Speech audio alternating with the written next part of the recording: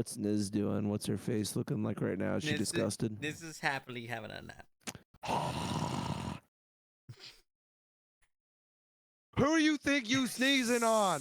Who do you think you're sneezing on? No, don't do that. Is it because of my skin? Do I need to be in a more approachable skin here? Ah, it's me, Win. Look at me. Blech. Blech. She say blech. Blech.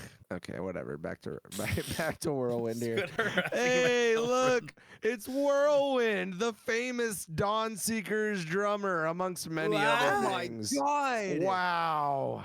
Wow. Whirlwind. Okay, let me just get this started with. Not many people know what you do. You're the tempo of pony music. How long have you been drumming? I would say Dawn Seekers, but they change their name every 5 minutes, so I'll say Prince Whatever. How long have you been drumming for that, gentleman? So my first gig with Prince Whatever was HarmonyCon 2022, and that was the start of it all. And then after that, it just kind of left a good impression. And he kept asking me to play more shows. We did My Little Romance, and now we're on Dawn Seekers, and we'll see what happens after this. I can already tell this interview is about to go crazy. The reason I'm intrigued by you is because my dad started drumming when he was 10 years old. I think even earlier than that. So when I see you on stage going crazy, all I can think about is my dad. I sent him a picture of your drum setup, and he responds by sending me an even crazier picture of his drum setup. How big is your dad's drum set? I'm actually I can send you a picture right now. Give me a sec. I sent my dad a picture of the Naham setup, and he just instantly responds with his setup, and I was like, God damn it, Dad. Just appreciate the pony music. That's a cool looking kit. I think you and my dad could shoot the shit for hours, honestly, on this topic. I want to talk about Naham for a second. Yeah. So Yes. I had no idea how big the turnout was going to be. And lately, like whenever I play shows, it's like sometimes the crowd does factor in like the energy factor. Like, I mean, there's so many cons or so many stages that I played on where like the crowd like really does leave a lasting impression. But as soon as I got on stage for Ponyphonic, I saw the room fill up. I was like, Yeah. what? I was like, what the heck? Like, there's so many people, like people on, filled all the way up to the door almost. Maple was working stream. He was AV for Ponytown. I was working the main gate for Naham. So at the end of the night, I'm pretty sure I personally scanned in about 170 attendees, but I think our total scan-in for attendees was over 800. You had about over 800 people watching you bang on those drums. Not to mention like what, 500, 600 people on Ponytown. Yeah, and there were like 90 plus on staff. So it was probably closer to 900. A little under 1,000 people were in that building watching you go crazy. The idea of getting like stage fright or any of that, like oh, if I mess up, that doesn't really happen anymore. I just play up there and I just like whatever happens. I want to know, how did Dawn Seekers happen for you? The first con I ever played at was Everfree 19, and that was with Forest Rain. Forest, Drummer Shy, and another friend, he went under the name Dijon Mima for a while, but those were like the three people who recognized my drumming, and they kind of forwarded me to Forest. Forest found me after Drummer Shy had recommended me to play on the gig, and then after that it was just like, oh, if I'm going to a con, I'd be happy to play with other bands, and then leaving good impressions on people. And then Prince Whatever actually wanted me to, believe it or not, he wanted me to fly out to Germany for one of the shows, like during the COVID era. This is before I went to Galacon. And I'm like, the first show I play with Prince Whatever, I'm in freaking Germany.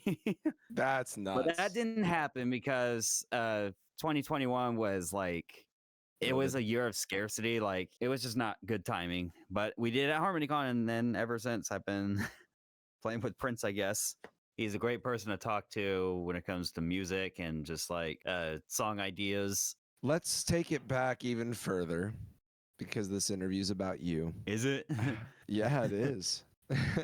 What? How did you find this fandom? Back in like late 2012, I kind of got exposed to ponies or bronies through Black Ops 2, because that was the game back in the day, and you could not go a single lobby without, like in team deathmatch, without at least one person having a pony emblem because they had the custom Exactly. emblem editor. Yes. It was either Yes. Fluttershy or Rainbow Dash most of the time. Mostly Rainbow. But I didn't get the courage to watch the show until I came home from school one day. I always mark it as February 2nd, 2013 was the day I decided that I was a brony. I got home from school, I pull up the computer, and I was like, I see My Little Pony ads and whatnot on YouTube.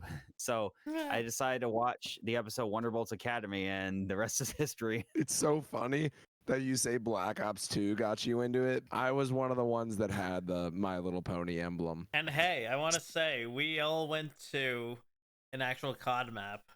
Yeah, yeah. Yeah, we Speaking did. of We Black did. Ops 2, me, Whirlwind, and Maple here, amongst many others, we went to Alcatraz Island, and the whole time I was thinking of Black Ops 2. Yeah, we went to prison because we're furries. Wait, what? Oh. I haven't been there in like 19 years, so I was a little kid, but Damn. I mean, nothing much has changed significantly because it's a historic artifact. But yeah, I think it's cool because like it just gives you a fresh perspective of like, you know, what prison was like on the island, obviously. Oh, But man. it was just a fun experience to go with friends, you know? We go into the cafeteria, and they're talking about how they had was it tear gas? They had like a Yeah, tear gas, gas. that they would like, in case of a riot, they would like disperse Yeah. amongst the crowd. But in my head, I'm like, yo, that's the trap from Black Ops 2. When you would go into the cafeteria, you could pull the switch and Right. it would rain gas from the ceilings to stop the zombies. And I'm like, Thrak was talking about like how accurate the map was in Black Ops 2 to the actual Alcatraz Island. And when we stepped inside, I was like, yo, this is the laundry room. This is the cell wing. It was all so accurate. Like they nailed it. It was really So- good. Yeah, they did So really while good you job. had the Black Ops 2 resemblance, me and Maple were just talking about how this was like a Tony Hawk's Pro Hawk. Skater map.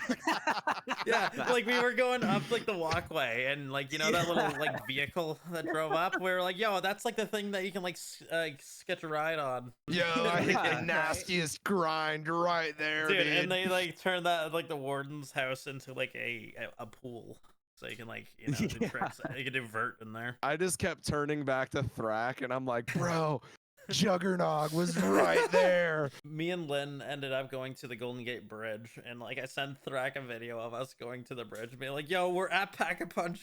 Yeah. I'm like, bro, we crashed the plane right here. We got Pack-a-Punch. Where's the electric chairs? Now, I wish we had it on video because it was a funny moment. It was a very funny Oh moment. no, it is. Oh, yeah. Me, Whirlwind, and a couple others. Maple was there. I can't remember who else was I there. think like Trey Trey, and Spin Husk, Silver were there. Spin Scissor were there. Sylvie was there. We're sitting at a table, and I can't tell you how old this kid was. Maybe 3 or 4 years old at most. 3 or 4 year old kid walks up to the table, And just grabs takes my Whirlwind's Applejack plush, Just waddles grabs up. it off the table, waddles up. Wanted Applejack. Yeah, just sees Applejack, grabs it, and starts walking away. And then Yeah, I just see like Applejack like leaving the area, and I'm like, Whirlwind, Applejack, and go, oh! and I'm just, it is probably like the I was like, most "No!" brony, it's the most brony thing you can think of to see this adult 27-year-old man waddling after a 3-year-old. Give me my plushie back. Give me back my pony. Like if this were a political thing, someone would have taken that video of you and been like, oh my God, adult man rips cute pony doll out of infant's hands and The fucking spits in mainstream their media, face. mainstream media core. It was so A fun. local man steals pony from child. You were super sweet about it. You were like, yeah, I understand. They're a kid. They see ponies. It's cute. Yeah, it was just funny. Another funny moment similar to that. So I had Oh. this like graphic Applejack hoodie. I remember walking into Chipotle once, and this little kid's like, Uh-oh. Applejack, Applejack. All right. Where can the people find you? Where can the people find you, Whirlwind? I have a link tree if you go Beautiful. on Twitter or YouTube or whatnot, but those are like my two primary platforms of posting and communicating. I mean, my Twitter is linked on Ponytown, so you can just click there. I still post on YouTube like all my creations and like most of the stuff there. So like all my pony videos, drum covers, original music. That's where I post. All right, you're gonna do great out there. We're gonna see you on the stage. Obviously, if you guys are out there and you want to interact with Whirlwind, I'm sure he'll try his best to do so. I'll try. All right, awesome. All right, thank you for the interview. You do great out there. Dick.